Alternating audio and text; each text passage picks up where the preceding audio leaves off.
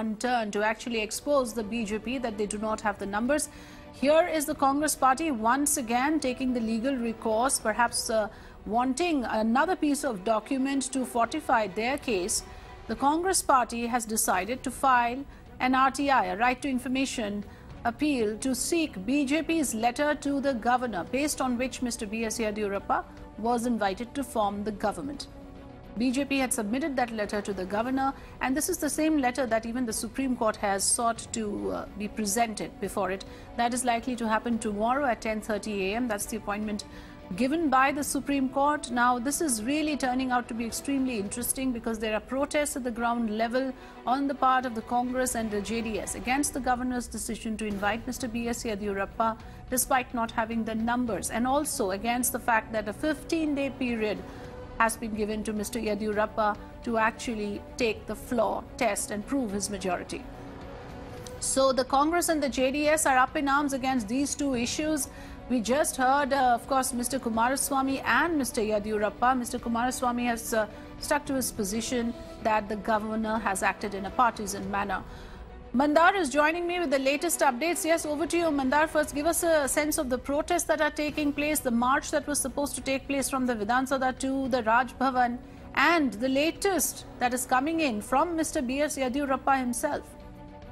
As of now, as we learned, the MLAs and the top leadership of JDS and the Congress is moved towards Raj Bhavan, and then they'll be again possibly giving a joint statement over there. But in the meanwhile, Congress Working President Dinesh Gundurao has already cleared to Miranao that he is going to approach to the RTI and he is going to file an RTI regarding the letter which was submitted by the BJP on which the governor has asked them to form a government. This is very important, Mandar, what we are just breaking right now. It means that the Congress is taking every recourse possible to expose the BJP to make sure that they do not get an upper hand of the situation. How do we look at this development? The Congress party deciding to file an RTI to seek BJP's letter to the governor. They want to be privy to that particular letter as well. Mandar? This is very important, significant step from Congress as far as this letter, obtaining of this particular letter is concerned, because this letter is partially revealed by BJP in the media. Apart from that, the letter has whatever details are not really known to the people at large, and that's why even on the same letter, the overnight Supreme Court hearing was reserved by the Supreme Court, and then it is about to start tomorrow morning 10:30. So in the meanwhile, as far as the RTI filing of the RTI is concerned, Dinesh Gundurao has said that he will go and file the RTI especially and accessing of this letter. Right. So would it be fair then to say, Mandar, that whether it is politically upping the ante or legally, the Congress and the JDS is doing everything possible on its part? Because, yes. Now, largely it is an optics. Almost will be done by the BJP, by the JDS and the Congress against BJP, because the way the BJP has almost won the single force, and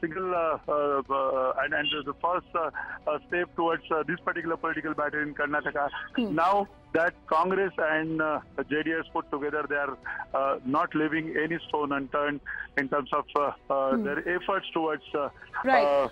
But their efforts, Mandar, should also be towards keeping their flock together, because ultimately this is a question that must be asked of the Congress and the JDS, that if they are able to keep their numbers together, then they are sorted. Then there can be absolutely no issue. So what is the nervousness about? Is their nervousness also about their own members crossing over to the other side?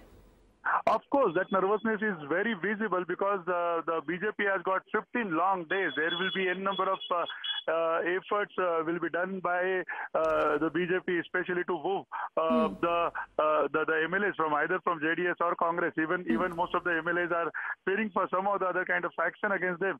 Yes. Even for that matter, there will be some of the other kind of delegations Right. and deliberations done towards these MLAs, and then So there will be inducements, there will be resign from their existing status to get elected again.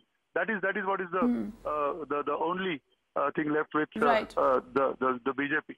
Yes, that allegation has already come in that the BJP is making an all-out effort to woo MLAs and to, of course, tempt them with positions, posts and inducements. That is an allegation Mr. Kumaraswamy himself is making, that his MLAs are being approached. But in a way, isn't it also tacitly admitting to the fact that you mean to say you have a lot of weak links within your ranks? You have a lot of fence-sitters who are vulnerable. Isn't that also an admission then? Every political party has got such vulnerable elements within the party, especially when it comes to such a fluid situation, political situation, which is ready to offer you each and everything possible in such conditions. When it comes to the defections and possible advances of the political parties who are ruling, obviously this will be very, very difficult to maintain that kind of loyalty towards one's political party. It will be a tall order. Mandar, thanks for staying with us and do continue to stay on with us. Let's listen into Mr. Siddaramaiah. We are waiting the judgment by the Supreme Court. Okay, are you very confident tomorrow in the We are very, very confident. Amita Balachandra is also with us. Mandar is also tracking the latest developments. Amita, I want to take in a word from your side on the protests that are taking place. And right now, even though we are saying that the Congress and the JDS is doing everything on its part to register for the sake of optics, like Mandar was also pointing out, there is little they can do, at least till tomorrow, isn't it? Till the Supreme Court resumes its hearing. Well, absolutely. In fact, right now, we were here at a press conference where the BJP said that there is very little, like you pointed out, that the JDS and the Congress can do. All the allegations that they have been floating, the horse trading allegations that they have been floating is completely false. In fact, a couple of MLAs had confirmed to us just yesterday saying that the JDS and Congress MLAs are unhappy with the alliance, and if at all there is some shift to the BJP, it will only be because of the alliance, that they are unhappy with the alliance, not because of any other allegation that the JDS and the Congress faction has leveled. So we really have to see how things pan out, because right now it's all about the letter that will be submitted to the Supreme Court, that was submitted to the governor by B.S. Yediyurappa, because remember that letter, while the other letters that the JDS and the Congress had submitted is in public domain, that particular letter, we still don't know what are the contents of that letter. Yes.